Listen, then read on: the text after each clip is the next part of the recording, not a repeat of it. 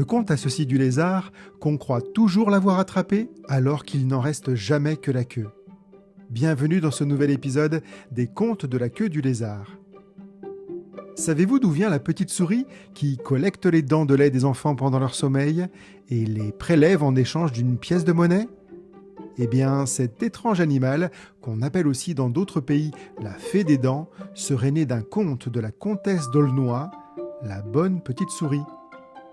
Au travers de 2 extraits de ce conte, découvrons les forfaits de cette fée souris qui, pour venir en aide à une reine et à sa fille, s'en prend à 2 reprises à un méchant roi qu'elle martyrise. Écoutons ici ces 2 scènes de martyre qui sont visiblement à l'origine de la légende de la petite souris. Premier extrait de la bonne petite souris. Voilà le méchant roi qui frappait du pied et qui rongeait ses ongles jusqu'au dernier morceau. « Je t'ai promis, dit-il, de te pendre. Je vais tenir ma parole tout à l'heure. » En même temps, il traîne la pauvre reine dans un bois, grimpe sur un arbre et l'allait pendre. Lorsque la fée se rendit invisible et le poussant rudement, elle le fit tomber du haut de l'arbre et il se cassa 4 dents. Pendant qu'on tâchait de les raccommoder, la fée enleva la reine dans son char volant et elle l'emporta dans un beau château.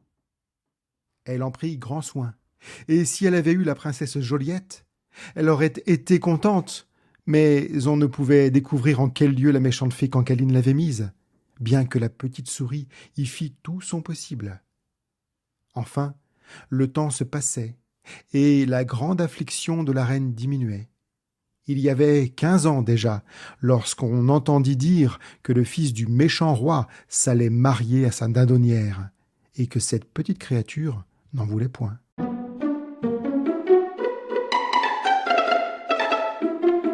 Deuxième extrait de la bonne petite souris. La princesse, tremblante comme un petit pigeon, se mit à genoux devant lui et lui dit « Sire, je vous prie de ne point m'écorcher, cela fait trop de mal. Laissez-moi 1 jour ou 2 pour songer à ce que je dois faire, et puis vous serez le maître. » Son fils, désespéré, voulait qu'elle fût écorchée. Ils conclurent ensemble de l'enfermer dans une tour où elle ne verrait pas seulement le soleil. Là-dessus, la bonne fée arriva dans le char volant, avec la reine. Elles apprirent toutes ces nouvelles. Aussitôt la reine se mit à pleurer amèrement, disant qu'elle était toujours malheureuse et qu'elle aimerait mieux que sa fille fût morte que d'épouser le fils du méchant roi. La fée lui dit « Prenez courage, je vais tant les fatiguer que vous serez contente et vengée. »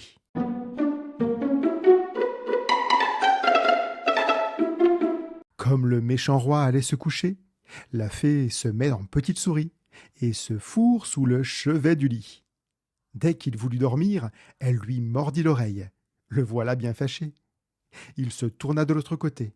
Elle lui mord l'autre oreille. Il crie au meurtre. Il appelle pour qu'on vienne. On vient. On lui trouve les 2 oreilles mordues qui saignaient si fort qu'on ne pouvait arrêter le sang. Pendant qu'on cherchait partout la souris, elle en fut faire autant au fils du méchant roi. Il fait venir ses gens et leur montre ses oreilles qui étaient toutes écorchées. On lui met des emplâtres dessus. La petite souris retourna dans la chambre du méchant roi, qui était un peu assoupi. Elle mord son nez et s'attache à le ronger. Il y porte les mains et elle le mord et l'égratigne. Il crie « Miséricorde, je suis perdu !»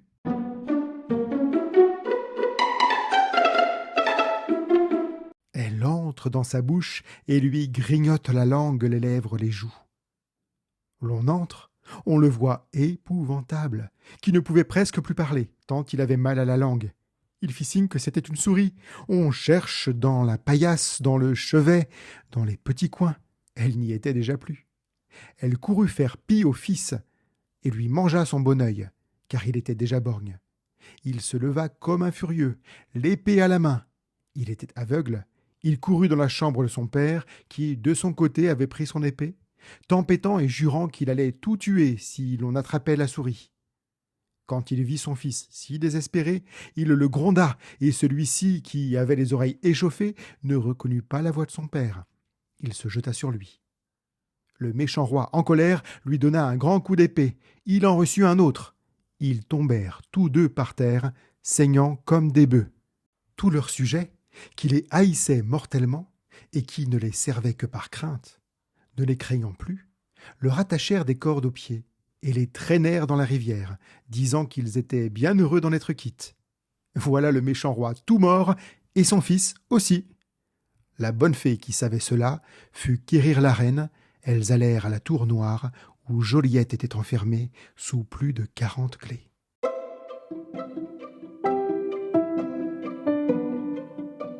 C'était « Mais d'où vient la petite souris des dents ?» lecture de 2 extraits de La bonne petite souris de Madame d'Aulnoy par Wilfrid Merclen. J'espère que ces 2 extraits vous ont donné envie de lire et d'écouter le conte complet. Pour retrouver d'autres contes, visitez mon site laqueuedulézard.com et écoutez d'autres épisodes à propos de dents et de dévoration sur mon podcast Les Contes de la Queue du Lézard. À bientôt.